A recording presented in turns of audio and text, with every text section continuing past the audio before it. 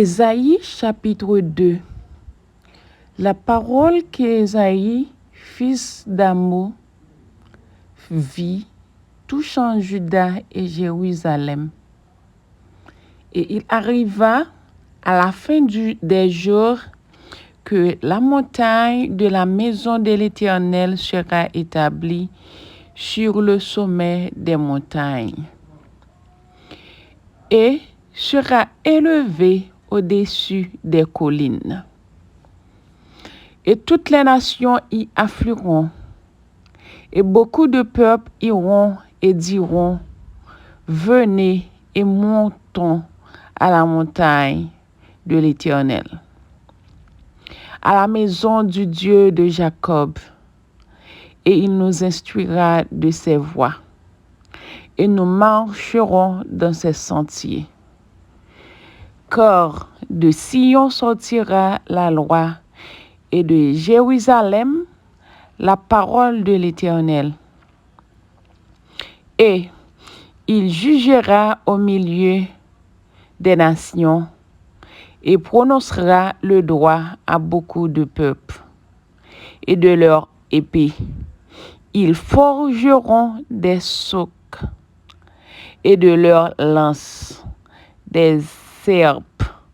Une nation ne lèvera pas l'épée contre une autre nation, et on n'apprendra plus la guerre.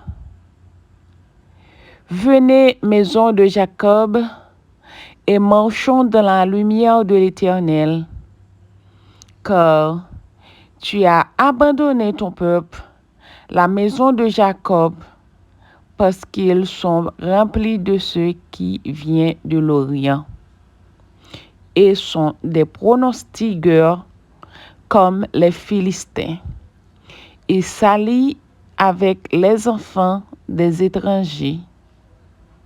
Et leur pays est rempli d'argent et d'or, et il n'y a pas de fin à leur trésor.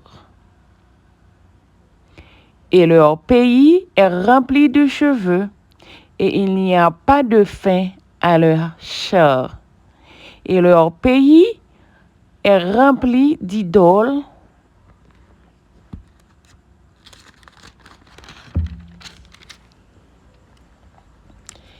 et se prosternent devant l'ouvrage de leurs mains, devant ce que leurs doigts ont fait.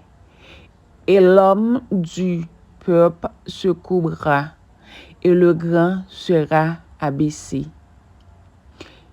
Et la hauteur des hommes sera humiliée, et l'Éternel seul sera haut élevé en ce jour-là. Car il y a un jour de l'Éternel des armées contre tous ceux qui s'exaltent et s'élèvent, et contre tous ceux qui est haut, et ils seront abaissés. Contre tous les cèdres du Liban, hauts et élevés, et contre tous les chênes de Basan, et contre toutes les hautes montagnes, et contre toutes les collines élevées, et contre toutes tours, et contre toute muraille forte, et contre tous les navires de Tarsis, et contre tous les objets d'or agréables. Et la hauteur de l'homme sera humiliée, et l'élévation des hommes sera abaissée. Et l'Éternel seul sera haut élevé en ce jour-là. Et les idoles disparaîtront entièrement, et on entrera dans les cavernes des rochers et dans les trous de la terre, de devant la terreur de l'Éternel et de devant la magnificence de sa majesté, quand il se lèvera pour frapper d'épouvante la terre. En ce jour-là, L'homme jettera ses idoles d'argent et ses idoles d'or qu'il s'était faites pour se prosterner devant elles. Aux rats et aux chauves-souris pour entrer dans les fentes des rochers et dans les creux des escarpements de devant la terreur de l'Éternel et de devant la magnificence de sa majesté. Quand il se lèvera pour frapper d'épouvante la terre,